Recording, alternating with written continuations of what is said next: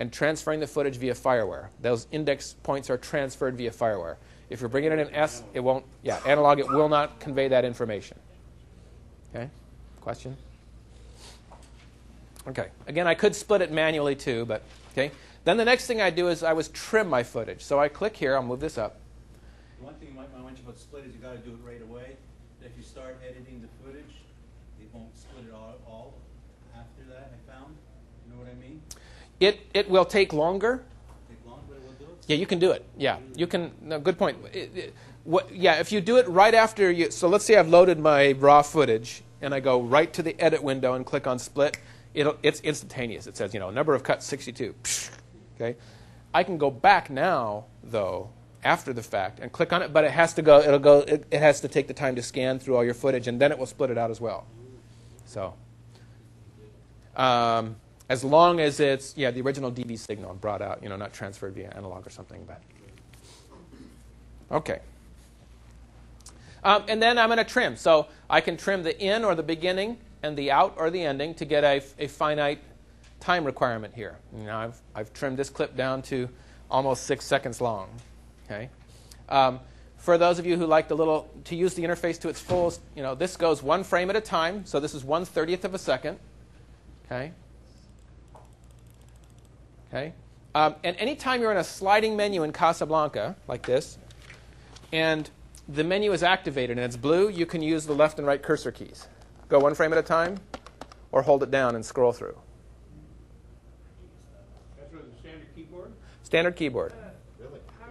Yeah, this is a power key keyboard, but it will work on any keyboard. Yeah, this is not a power key effect. This is an operating system effect. We didn't know that. There you go. I'm glad I taught you something today. There we go. Thank you for being honest. All right. The other thing to know is this is cool. This is a cool button. Not so much here, but if you're doing long form work, this plays the last 3 seconds of your clip. 3 seconds or 6 seconds? 3 seconds now. Okay. Which is nice. Those of you who do, because like somebody on the street, you say, well, geez, I have to listen to this whole clip for 3 minutes, and they're like, 3 minutes? What's that? Give me a break. But us, you're working all day long. You want to listen to a whole 3-minute long clip. You just want to hear the end and see the end, so you know the continuity of your edit. So you know kind of how it came out, where it came out, and that's what that button's great for. It just plays the last 3 seconds. This will do the first 3 seconds, but for me, it's just as easy to go. Click play and then okay, stop. I'm done. Okay. And then you see you also have a pause button here, which is kind of nice. You want to make a note as you're watching your video, and then you can come back and. Okay. And these buttons, anytime you see these buttons again, it moves it to the top or bottom of the screen. Okay? Sharon, one day, is Casablanca going to be able to, you're watching something like lose those completely one day? Sorry? Are you going to be able, is Casablanca going to be able to, You have 2 screens. yeah, like have 2 screens and maybe lose that completely if you're watching something? Dual screen. Interface? Yeah, interface or something? Just have 2 monitors. Oh, Yeah, okay. it's the 2 monitors. Yeah, that will give you that. So you'll be able to watch. So your video will be playing back, and all this stuff will be on your VGA monitor. All right. Questions, comments?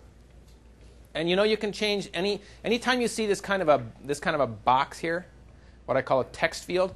Clicking on that brings up the virtual keyboard. You can use this, or you can use the real keyboard and rename that clip, whatever you want. Okay. Now, once you have this, and you see I've already done a couple here, but How'd you get a frame around that? I'm glad you asked. Okay. Let's go ahead and take this scene here. Well, let's get rid of those. So pretend like I didn't actually do that before. And you can do the stuff to it to make it fit your project. Maybe it's like cleanup stuff. Maybe you need to adjust the color. Okay. So you can come down here, to color control. And so anytime I'm using these, I recommend going into full-size preview. Okay. Now, full-size preview will let you adjust the color of that image. So if you need to do, color balancing, color correction, or you're into some like wacky art kind of stuff, you can do that too. Okay. And then this is what we call the minimizer button. By clicking on that, it kind of hides the menu so you can see everything. Those RGB settings that you just showed retained what you last did to them. Is that correct? That is correct.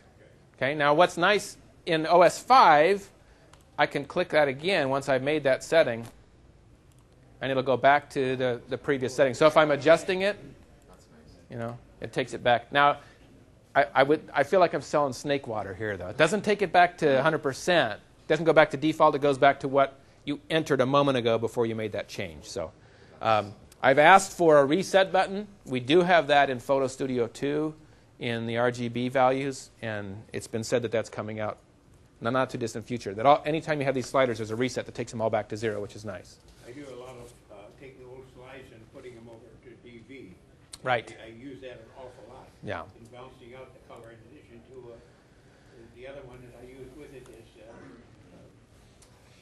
control image. Control image, yeah, where you do the saturation, the black and white. Now, if the default display is showing the effect or the change, okay? If you're doing a lot of this, I recommend using this button here, Original Plus Effect. The nice thing is the changed version is on the right, because sometimes you spend so much time on an image and you change it so far from reality. It's like when you see it again, you're like, what was I thinking? Okay? This way it gives you the plus and minus. But let me show you this button, okay? Because maybe I need to modify this color against a different shot. Here's how we do it. First, you select Compare. I'm going to compare this image that I'm changing against another image. And it's not letting me choose the scene. Please stand by. Okay. There it is. Huh, not on that side. Okay. So when I'm in Compare here, it gives me Choose Scene. Now I can pick a different shot.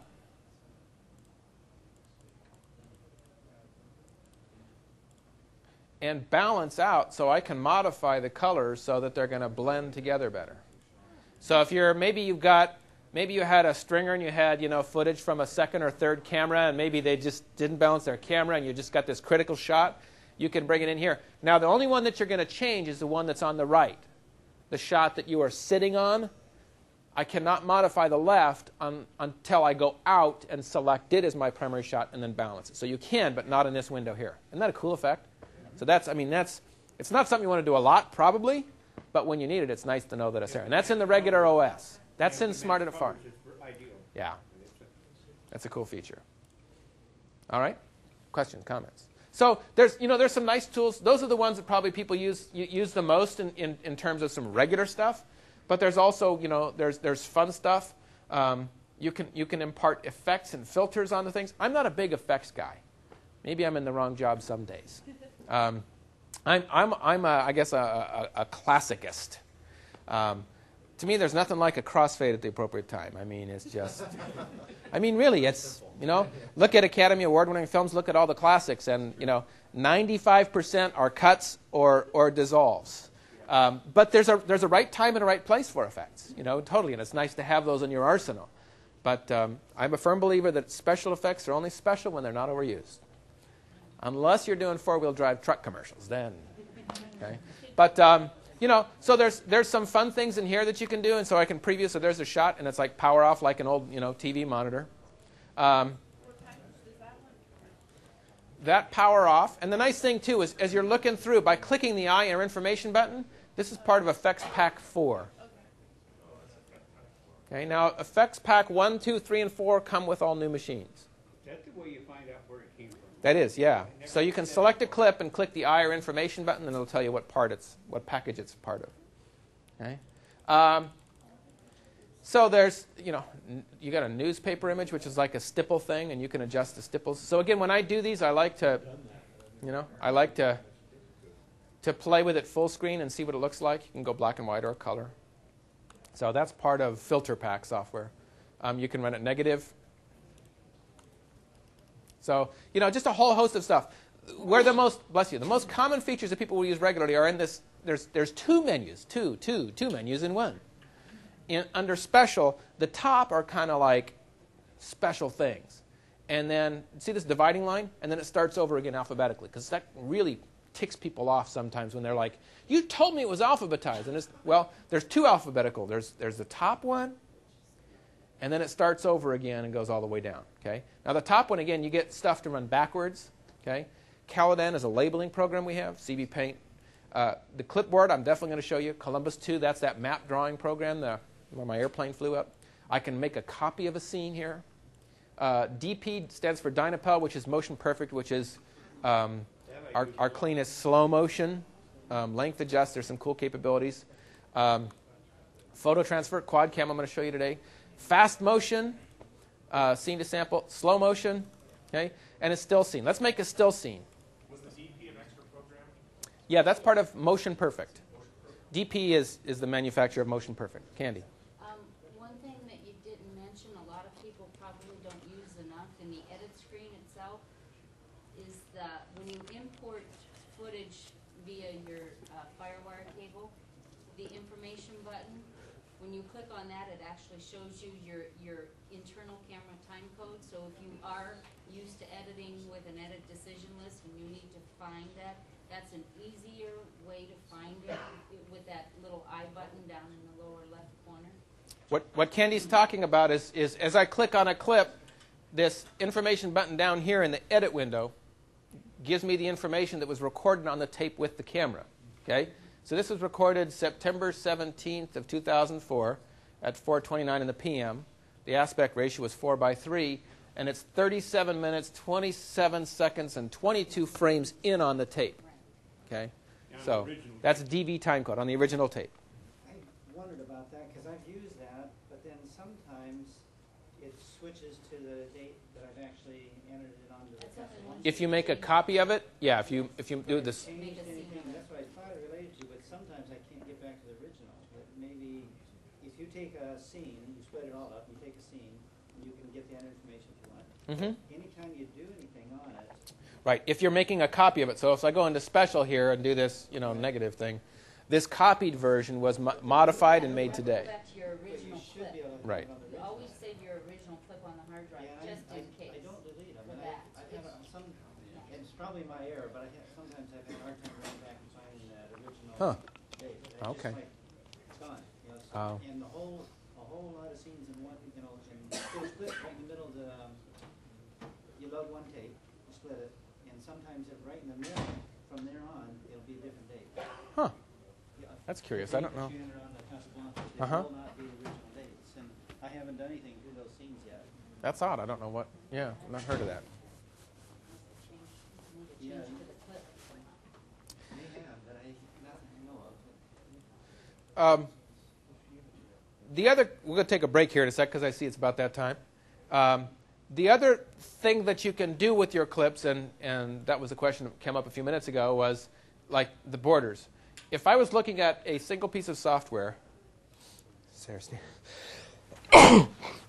thank you. I'm running a cold. Border-x would be high on my list. Border-x has 100 masks that your video scene fits into, and here's what I'm talking about. Okay? Check this out here. I can take the image full size, but what I'm going to do is I want it to squeeze and fit into this new little pattern. So I click Reduce Size. Now in my Border-x I have all these masks. And anywhere you see black, that's where that full motion video clip's going to go. Right? So for example, among the favorites there's like a photograph. And when we click OK, watch this, it'll build it. And it actually puts that full motion video clip right in there. Now, it doesn't make it go sideways, video straight up. Right. No, it keeps it at the same orientation, just kind of squeezes it in there. And this, even if I only use 10 of the borders, I'll show you my favorites. The film effects are really cool. Okay, so you got two different film strips here. These are phenomenal. Isn't that cool? And you can see it does actually throw it a little bit on the axis to kind of, yes? Are those moving pictures put in by picture-in-picture? No. It's programmed into Border-x automatically, so it does it instantly for you. Yeah, it's a programmed alpha channel or transparency channel that it throws the video right up inside of there. Yeah, so you don't have to do anything else. It's just done automatically. Again, Border-x, I think, every time I show it, it's huge. The other nice thing is you can colorize it. That's the way the developer made it, but you can colorize it and make it your own color. If you want it to be, this very interesting looking picture frame, you can do that too. Don't know what you'd want that for, but there's your Polaroid shot. doing the arts. In our title demonstration after lunch, I'm going to show you how I use this one. It's a really cool grand piano. And there's even like a reflection here on, I don't know what you call that, but it's a great place for a scrolling vertical title, horizontal crawl. The other ones that I do, if you do anything with photo montages, memory albums, Bride and the Groom, oral history, here's what you got to use. These old-time photos are priceless. Yeah. Isn't that cool? And you can see that it all gives you a soft edge border all the way around the image. Now that is cool. Let's go one step further. Let's take this fish and say this was a fish that was found around the turn of the century at 2 fathoms deep. So what we're going to do is we're going to take the film effect, which is included on your Casablanca. Let's go the old-time film look, and we're going to go full frame so we can make it an antique, and we can adjust the quality and the flicker and the shake. Now that's not preview, that's rendering. So this is the speed and efficiency of the Renome Plus. Okay. Now that we have that old-time clip, now we can go ahead and throw that in Border-x. So we just do so you can layer your effects here in this menu as he's looking for the right product. Was the film part of an effect package? That particular is part of the standard operating system.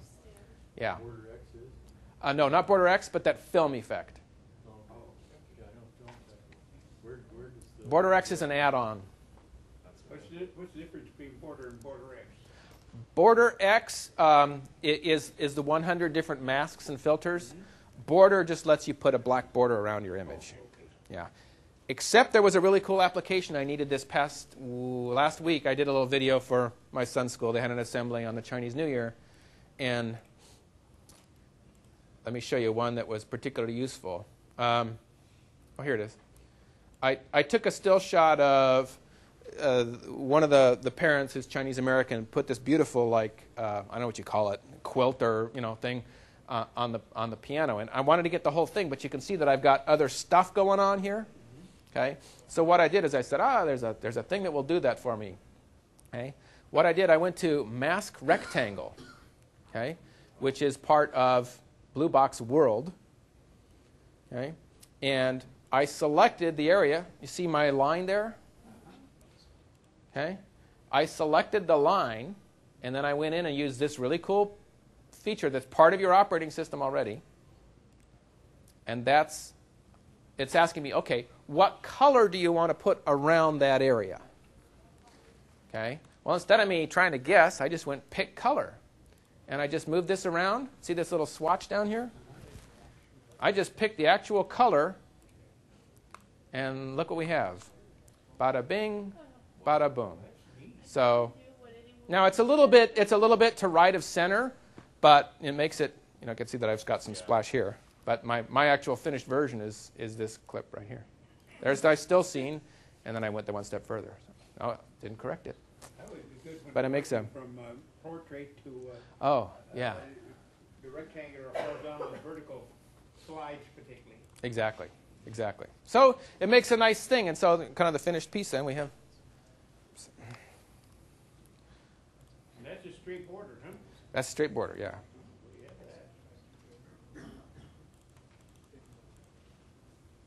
All right. Questions, comments, answers? Maybe we should, let's see, time.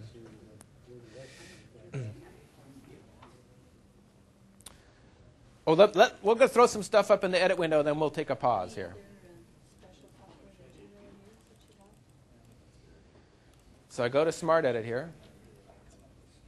And so I'm going to start off with a wide shot, kind of an establishing shot. And I know I'm going to make it a little bit longer because I want my title to go there. So I'm going to go ahead and add my first shot. And then we've got our grouper. Or I'm calling it a grouper. I hope that's what it is. Okay. Now this is the only time you're going to be asked, do you want that in front or behind that shot? Okay. I want it to go next or behind it. So one left click on your behind, and you see what happens. Now that was a right click on my, that's why, okay. Every time after that first shot, you're not going to be asked where you want it to go because it will always add after that shot. So here's a nice shot of the kelp forest. Now, if I wanted to go ahead and put something in between these two, again, what I would do is I'd click on this fish and say put it after it, so it will push everything over. Okay. Now, if I wanted this Sea Life 5 to go after the kelp, I would click on Remove, and to dramatize this. Watch what happens down here. Remove. It highlights the clip, saying, okay, he wants to do something different, and now it lets me add it to the right place. Okay. Well, let's say I wanted to shorten the length of that clip. Okay. Search for that scene. Okay, that's what this button's for here. Find that scene for me. Okay. Now I can trim it down. Maybe I only want it to be 5 seconds. And then I want to see this clip's 5 seconds. That's 6. We click Replace, and now they're done. Okay. There's another clip, and we got some. Got to have our Finding Nemo here. Let's go ahead and trim out our. Now, if you're trimming with audio, you want to turn on this scrub monitor. This is not going to be. This is going to be extraneous audio, but.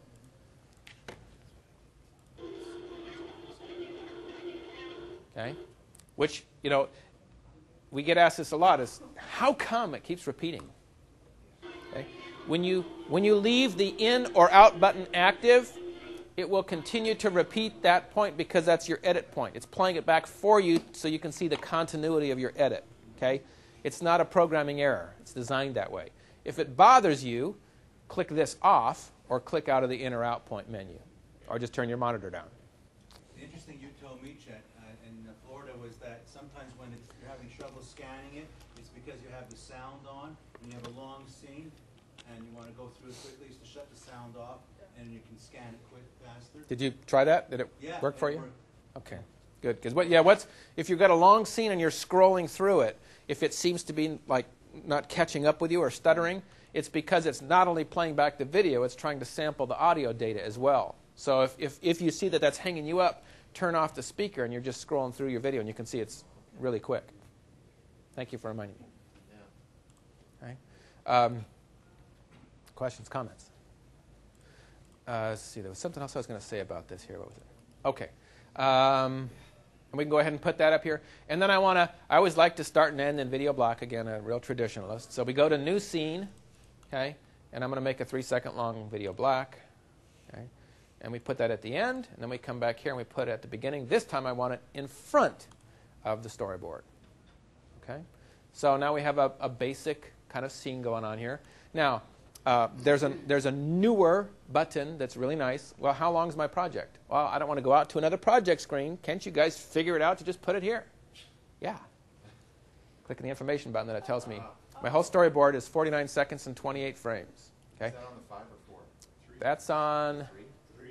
Is it 3? 4. 3. I think it's... 3. It's on 3, I think. 3 and 4. I'll let the audience speak. It's on 4 anyway, 4 or 5. Yeah, it's on 4. It's on. Let me try this. See, being the great, it's on at least. It's smart at 4. Okay.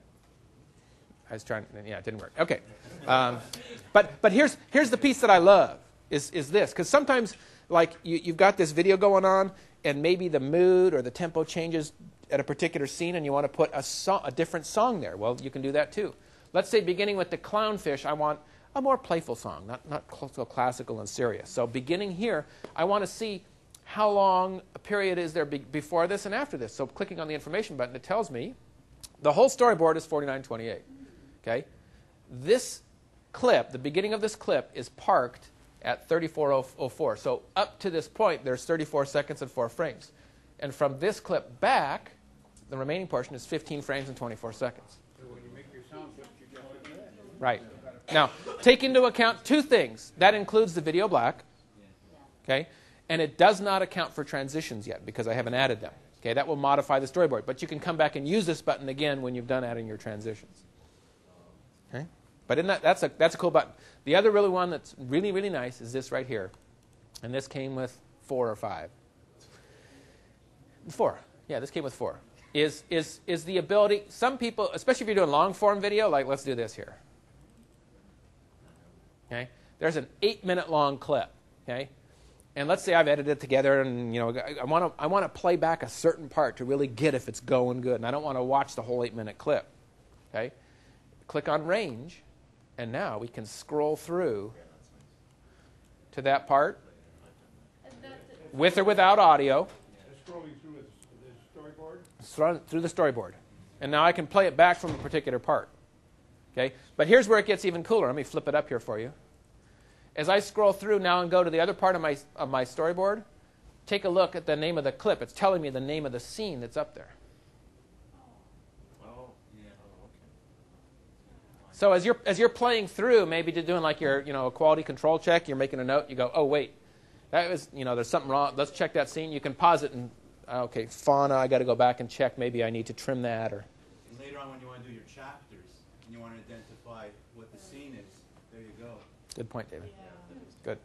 This also would allow you to do transitions. We see how the transitions. Yeah, what I'm showing you here, this range function, that'll play over titles and transitions and image processing effects, everything you've got on your completed project. So it's very useful for those who need it. But it's times you want to see how smooth it fits. Right. Oh my gosh, look at that. The time flies. It is 11:29, and we're going to finish this segment 1 minute early. We're going to come back and do a couple more things with the basic menu, and then go into I'm going to build a DVD project, and we'll author a short DVD right from this menu. So let's go ahead and take about a 6.5 minute pause for the cause, and everybody stand up because the mind can absorb only as much as the butt can withstand.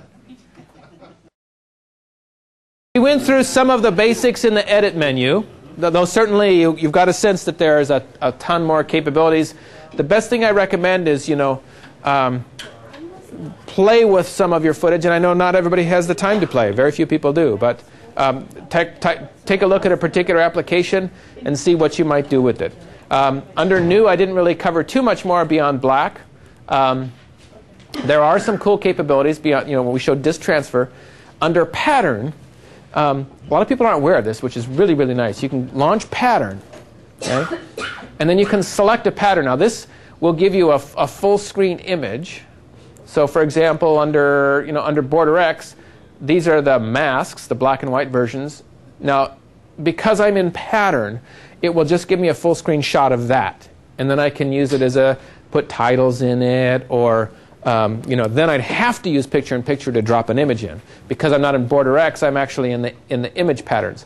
But what's cool is you can use this as long as your Casablanca has a DVD burner. You have this.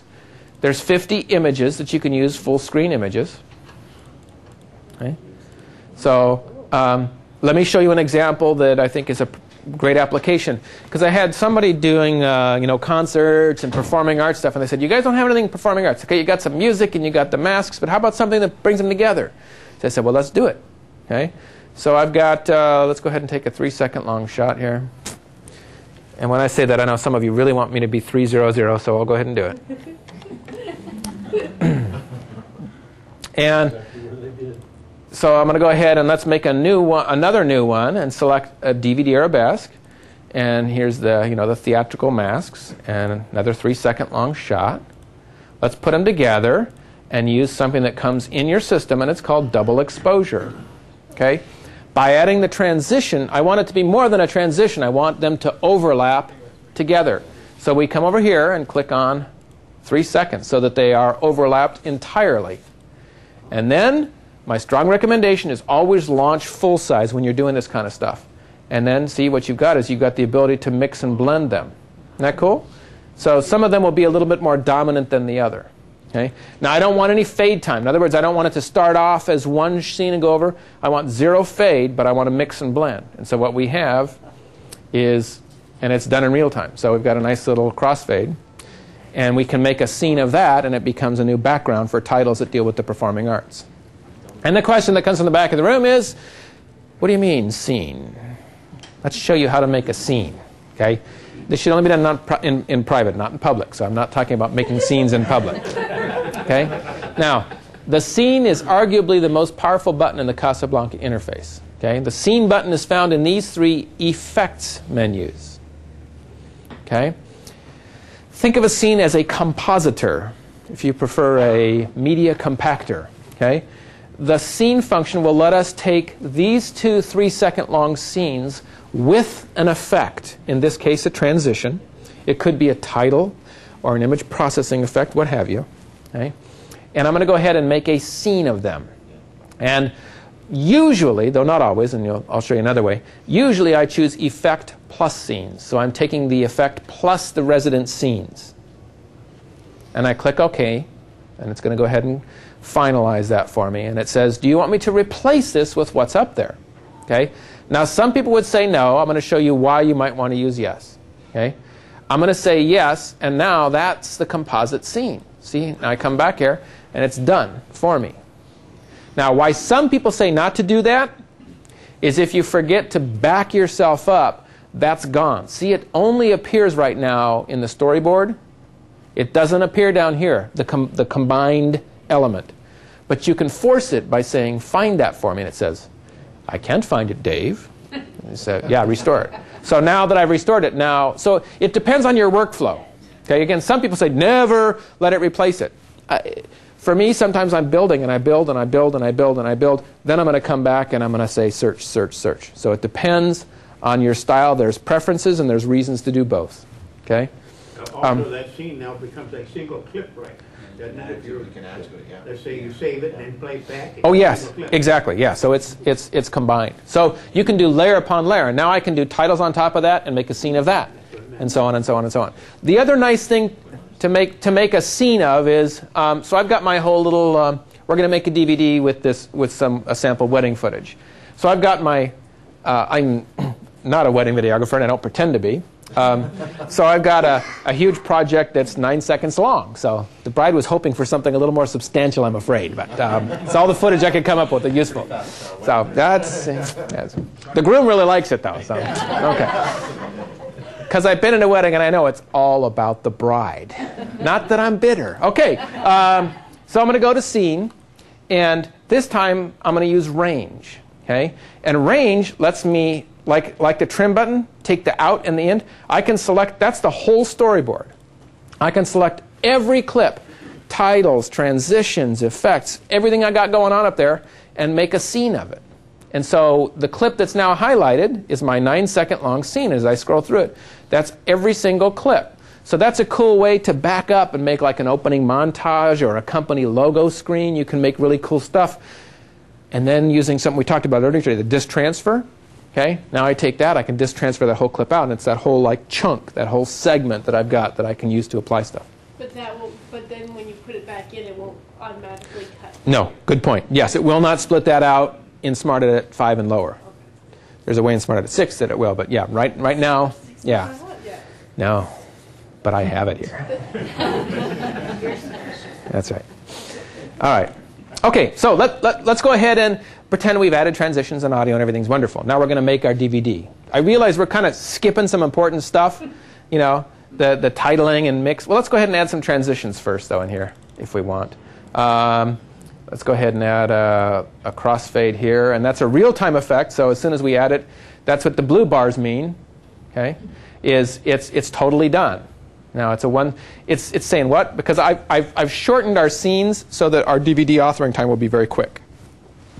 Okay, I probably want to make that a half-second transition. Okay, and then maybe over here I want to add another transition. I like diagonal. I like raster too. They're a little bit more subtle than some of the others, and I think really attractive. Streaks is kind of nice too. Now see how I've got the red outline? That's because this particular effect does not have a blue flag on it. Okay? The blue flag tells me real-time transition. As soon as I add it, it's rendered. It play back. If I go to an effect that does not have the little flag, I get the red box. When I try to play it back, it says. So ideally, I probably should preview it first, and then I would create or render that. I'm sorry, question? Oh, okay. Any other questions? All right. So, okay, we got a couple transitions. Now, the other thing important to point out, and some of our competitors kind of yank the chain on this one, but it's like they say, well, how many transitions do you have with Casablanca? Oh, I could have like 116. Well, in our system, we have 652. Okay, that's useful, yeah. But I would argue that if you take their way of counting, we probably have more, because See my streaks? Look at all the variables I've got for this one effect. Okay? So on split screen, look at all the variables I have. So I mean, each of them, just, you all know, hopefully, but I just want to, sometimes I know it gets hard out there when you're talking to a friend who thinks, you know, they've got the latest and the greatest, and they think you can only do video on a computer with this program because that's what the Coen brothers did to make their latest film. Say, well, you know how much money the Coen brothers have invested in their hardware? Okay? And yeah, do you have any idea of the render farm that they have available to them and the amount of people they have on staff? So it's, you know, people get off in weird arguments. But what effects is that split screen on this? Split screen is nice. Split screen 2 is part of Effects Pack 5. Okay. Split screen 2 gives you some more capabilities in terms of, you know, do you want to actually squeeze and stretch the information in? See, I'm not crazy about the one it comes with. So this, I mean, the one that it comes with now, you have to shoot it for split screen. Because as you well know, this way it lets you, I mean, it's been said you don't get nothing, you know, you don't get something for nothing in the physical universe. There's no such thing as a free lunch. I mean, you can't take footage and modify it without some other factor. Like here, yeah, I can have both on screen at the same time, but I mean, it kind of looks stretched. It depends on, you know, it depends on what you want. So, but at a time and place where you need it, it's kind of cool that you can, you know, make modification, or you can just shift it. And the neat part about shifting it, Or you can have black on one side. And so I can going. just have a little bit of something on one side and have more of the other. So you got a lot more play in it. Okay, let's go ahead and remove that puppy, and we're done. So now we're going to go ahead and render this out to DVD. So first thing I'm going to do is I'm going to check in film and make sure that there's nothing else going on, because the last project I made, yeah, I can see. Okay. Yeah, no, You know, when I was here last month, I did this great video, and I went in there and quickly did it, and then wait, both videos are coming up on my DVD. So, remove film. Don't have enough space to do Yeah. I know it's only an hour long. How come it's not letting me fit? So the other way to clear it out quickly is go to disk transfer, and it says this will wipe it out. Yeah. Okay. Now it's all cleaned out. Now I'm going to add a film, and it warns me because it set it up for disk transfer. Now it says you want to go back to Arabesk. Make your mind up. Okay. Very politely, though.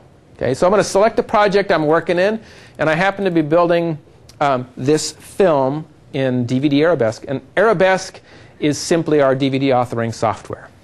And I'm going to pick my storyboard from the Weddings project. Okay, my 8-page handout on DVD Arabesk talks a little bit more detail about each of these settings. Suffice to say, most people find it works fine under normal image quality, okay, and uncompressed audio. Okay. If you go to high and maximum quality, you are likely limiting the number of DVD players that will successfully read your data disk. Okay?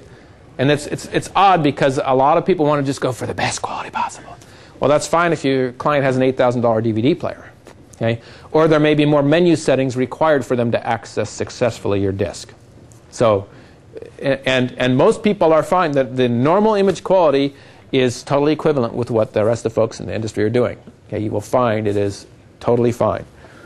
The difference between uncompressed and compressed is if you go compressed audio, you can fit more time on your disk. Okay? Look for around an hour and 40 minutes on a standard DVD. Okay? Compress it, you can get close to 2 hours, maybe a little more. Compressing the audio takes time, though. So if you need to get a quick DVD done, uncompressed audio. Okay? And normal. Okay? Yes? I'm just going to ask if you have any idea. I've never gone past normal, but if you had a DVD player that will play it, and you're going to use it for presentations yourself, do you have any idea how much more space that takes? I have one, John Kleban, who attends Moline. He swears he only does high. He's the only person that I know of that I know of that gets away with it and has relative level of success. I'm not aware of the amount of perceptible benefit you'd get. To be honest with you, aside from the wow factor, is this was burned in the high quality. Ooh, that does look good, you know. To make multi copies can give you a problem. Okay. Going high. Okay, I'm not. So if you've got, like I've got a DVD recorder, 11 copies at a time, and if you're trying to go too high, you're going to get. Huh. That's curious. Okay. Yeah, the great majority of our customers use normal image quality, and I mean, they're dealing with high-end clients as well as family folks. So. Question about the media. Does the current version of Arabesk acknowledge the dual layer DVDs? Yes. Well, the current version of Arabesk does. It depends on the DVD burner in your device. Yeah. It needs to be a Pioneer 109 or A09 or higher. Okay, I've got a 110, so you should do it. Yes. So now, when you go to the screen that tells you your size approximate and your reserve capacity, the one you just had up. Yes. Is it going to do that based on the virtual DVD that it's creating or the actual media that you're going to? Well, you would have, in settings, you have to tell it down here that you're using a dual layer. You're choosing to go dual layer. Okay. Okay. And there is no way to determine the turnover point between layer 1 and layer 2. So it's just going to do it based on when it hits it. And some older players, on the customer end, are not going to be able to play that dual layer disc. Likely. Yeah. Yeah. Although Hollywood DVDs that have been pressed, and out in Faraday rotation are dual layer discs. So. Okay. All right. So what is being talked about is the newer machines for the last 18 months or so, shipping with the newer Pioneer burners. That is the hardware we use inside the Casablanca, have the capacity to put your data onto 2 layers on the same disk. They don't switch sides. It's actually on the same disk. It actually uses a different color laser that reacts to a different waveform in the distribution of the signal, and it lays down 4.7 gigs of information. Then it goes back with a different color laser and lays down another 4.7 gigs on the same disk. So it's pretty amazing. I know people think this stuff up over like sandwiches or what. It's like, but so that's which also doubles the capacity and disk transfer if you choose to. But I did send a dual layer out to a buddy of mine in the States. Played it on one DVD player. I got the Pioneer 10. Played it on another DVD, but it didn't work in a recent one that was built by Pioneer, which is weird. So the whole area of DVD and compatibility is a whole other hornet's nest. And that's I think, is it D- and plus on? Yes. Yeah. Well, and right now we're plus RDL. The version 3.2, which is due out in the next couple weeks, also does, I think, dash RDL. The other thing I was going to say about compatibility is if you have customers who are complaining, we have people going through thousands of DVDs with full compatibility. We are as compatible as any system out there for burning. We're the fastest authoring still. But it's important to note that a lot of times it rests with the customer's settings on their player. Okay?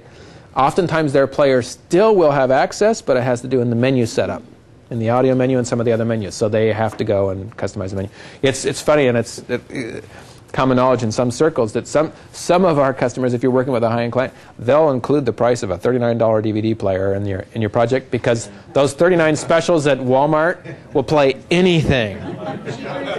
It's bizarre, but I'm not trying to steer you away, but it's amazing. That's true. Okay. So, all right, we've gone. I've selected my project. Now I'm going to edit my chapter menu. Quick terminology here. In Arabesk, you can have 1 through 6 films. 1, 2, 3, 4, 5, or 6 films. And a film, think of a film as a movie. 6 different movies with an icon that when you click on it, it will play back that movie. Okay? Each of those movies, 1 through 6, can have 99 chapter points, or page numbers if you prefer, index points. So each of them has up to 99 separate index points. The best and easiest way for people to think about that is if you go and rent a Hollywood DVD, and there's a button that usually says Scene Selection, and you can scroll through and pick a particular starting point, like you want to play that favorite scene. Okay? That's what the chapter menu is for. And in Arabesk 3, we're given the capability to add chapter menus in addition to the regular main menu. Okay? So I'm going to build my chapter menu. So this is the storyboard that we just saw. Okay? See that storyboard? And so I have named my scenes, and I recommend it if you're going to do chapter menus because it streamlines the process. Okay? So everything is chapter 1 until I tell it differently. Okay? The easiest thing is for me to go make all my scenes into chapters. Okay? So now it has made every single one of them a separate chapter. But that's not exactly what I want. See, I have 2 shots of the men, the groomsmen, and I want them both to be the same chapter. So I click here and I undo that chapter. See, so they're both now chapter 2. And there's 2 shots of the bride, so I want to undo that chapter. So both bride shots are now chapter 5. So I have 7 separate chapters. Now the next thing for me to do is edit chapter menu. Again, this is on that handout. You're going to get emailed to you tomorrow. And there's what my menu, this is my chapter menu. Okay? Each of these icons are taken from the first frame of that video sequence that I identified as a separate chapter point. But you say, wait, Chet, there's only 6 on screen. That's correct. In the current version of Arabesk, you can have 6 chapter buttons per page. And when you roll over to the second page, there's 7 through 13, 14 through, do the math quickly. You have one by itself. That is correct. And you may present me with all the arguments, but right now there is no incarnation to do it otherwise. Okay? You got 6 per page. Okay? You can't spread them out. 6 per page. Okay? Trying to think of all the questions that are forming in your heads right now, which are logical questions. Okay? So we have 6. If you're familiar with Arabesk, the rest of it's pretty similar. You can select a pattern for the background of your menu. So I'm going to select, and it can be a scene. Let me go ahead and select a scene. So I go to my wedding project. And I've got a shot that I really enjoy as my chapter menu. Okay? So there's the background. Now, in the chapter menus, there are buttons that I call global. Okay? Global means it imparts that decision on every page if you have multiple pages in the chapter menu. So pages 1, 2, 3, 25, whatever. Those global things are the background. So in this film, in this wedding thing, all of my chapter menu pages will have the same background. Okay? They will have the same name. Let's call it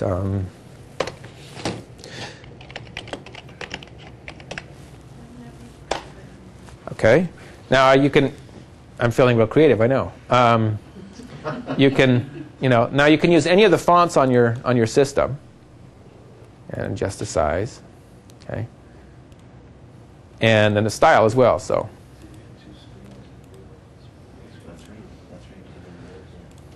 Or what's cool is, let's go ahead and pick the color from the stained glass window here. So you can pick that magenta out of that. And then I probably want to do a little outline or an edge there. Dark magenta.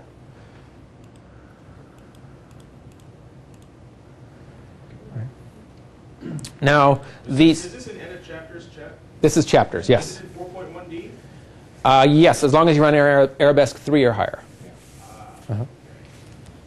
Okay. Now, these thumbnails, if you will, or icons, okay, are what we call the stamps. Okay. Now, each of the stamps, and you have 6 per page, can be small, medium, or large. And they're independent from each other. Okay. And then you can free position them. So I can have, this one over here, move that around. So you can rearrange them in different ways. And then the chapter texts are, the title. So I might say, at the church. And yes, I could be using the keyboard, but I have to reach all the way over there and do that. So, okay, so that's at the church. Okay, and we call this, let's make the men feel a little important on this special day. Groomsmen, and so on and so on. Now, the important part that's a global change is, remember I said there are certain things that change on every menu? Okay? The size and the placement of those stamps is global. Okay? So, chapter 1 and its successors, that would be 7, 13, 19, 25, 31. Oh, pretty good. Are all going to be this size and in this position on the screen. The name will be different relative to that stamp, and the image that you choose there is different, but the position and its size are constant throughout that chapter. On a different chapter menu, on a different film, that's up to you, but on this whole film, the chapter menu is static. And the position of the words. That's correct. That's correct. So when you go to chapter text, actually I think that is independent. Let me check. It is not. It is constant.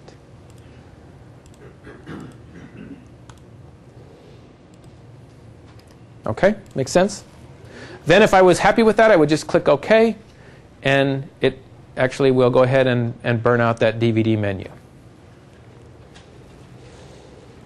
I think at this point in time what I'm going to do is I'm going to go ahead and ask them to bring in our lunch.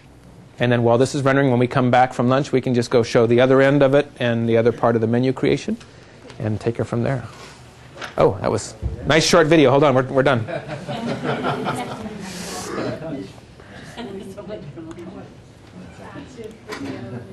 This will just take a couple more minutes. So this now is a, okay, I'm now, okay, hold on please. Okay. I did say we're breaking, and I apologize, but hang on just a couple more minutes. Let's get through the DVD stuff. I've completed my chapter menu for my first film. Now I'm going to edit the main menu. This is the menu that the audience will see when they put the DVD in the machine. Okay? And this is Arabesk 2 and 3 on this part. Okay? It's important to note this little distinction. The first thing you have is control, and this can be used to your advantage in a number of different ways. If I want it, as soon as the audience puts the disc in, I want the menu to pop up. Then you select menu. Okay? If you want it to play through one of your films automatically and then go to the menu, then you select trailer plus menu. Okay? For example, you know, a production of Chet Davis, don't dare copy this, call me instead of if you want to copy. Here's some of the other things I do, and boom, main menu. Chet, they can't get out of that by clicking, right? It automatically just goes right through. Like in a movie, when you rent a movie DVD. Yeah. You know, I should know the answer, and I'm afraid I don't. We'll have to play with that. Okay. Yeah, I know. Sometimes you just want to get through it. All right, already. You can get out of it if you hit the menu button on your DVD remote. Okay, you can. Okay, okay. Yeah, in the Hollywood DVD you cannot because they've got it programmed. At least not over the FBI warning. And then you have to press like 7 more times to get through all the previews. Yeah. All right. I did one last week. It was like 20 minutes of previews. Like seriously, it was like, oh. Anyway, I'm going to show you 2 examples. Maybe I'll just show you some samples while we're at lunch. I know you've been watching the monitor a lot, but you're all here for the day and take advantage of our time. I'm just going to play a couple of DVD samples while we're eating lunch and just be casual about it. I'm going to show you an example of, I prefer using the trailer plus menu. I've got 2 projects I did for my son's school, and I like to see like a little introduction film, kind of setting it up before it goes to the menu. I think it's a really elegant approach for the right thing. I think it just works well. And beyond that, then you go into, you know, what's your background? And your background can be static, as in this case, okay? Or you can select a scene, okay? And let's see, did I make my scene? It's quad cam. And a scene can be a full motion thing that you've made up, okay? That can have audio. For example, let's go ahead here, and it's not going to be particularly. One suggestion is before you go even to create your DVD, is while you're still in this menu, before you finish the project, is to figure out beforehand what you're going to use for your menu. You know, yes. for all this, so you don't have to go back and forth. Exactly. Exactly. Totally. Totally. In fact, I'm just going to go ahead and throw. Let's go see. I still forget. Not going to let me because I'm using a second of it over here. Okay. What's that? Okay. Then I might even put some music up here in my DVD menu. So let's add some.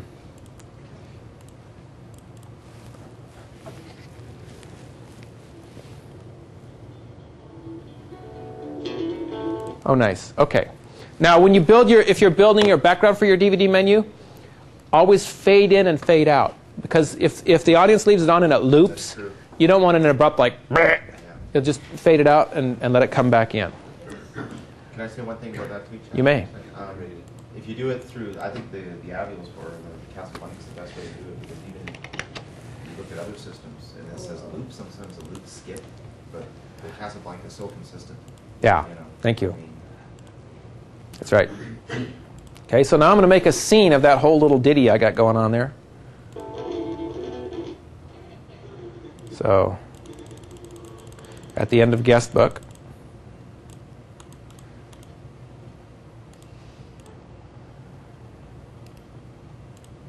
So now here's my little, okay, and what I would choose to do is I would say DVD. Move a little fast there for a second. Here. Okay. Which menu do you go to make that scene? Retracing my steps. Yes, thank you. Okay, what I did is I went to any of the effects menus, okay, and started with the first scene that's part of that sequence. Went to scene and said, go ahead and scroll over the rest of it. And then what I was doing here is going back and forth to make sure it's beginning with montage 9, not the guest book. And so I click OK.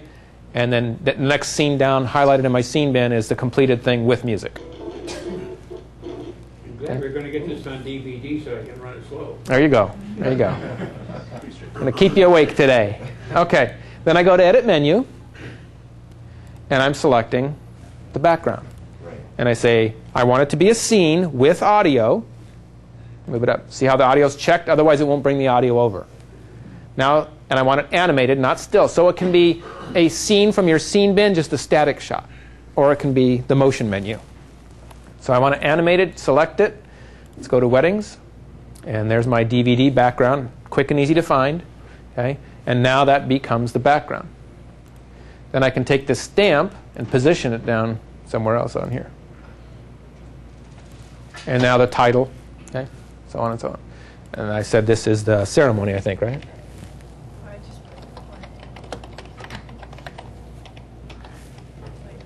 The ceremont. Okay? And then, you know, you have all that other stuff. The size of the stamps, the background, and yada, yada, yada. The only thing that's different in Arabesk 2 and 3 is this button right here.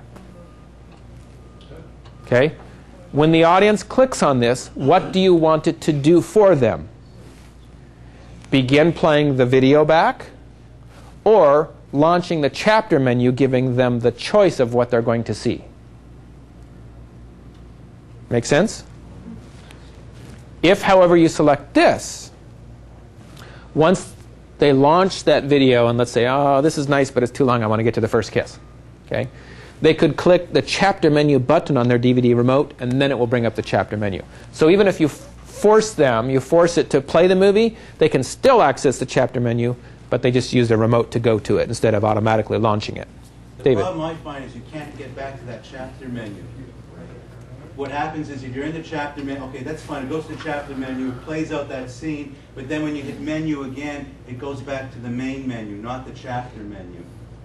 I don't know if anybody else has experienced that. That happens to me in the first few moments of that film.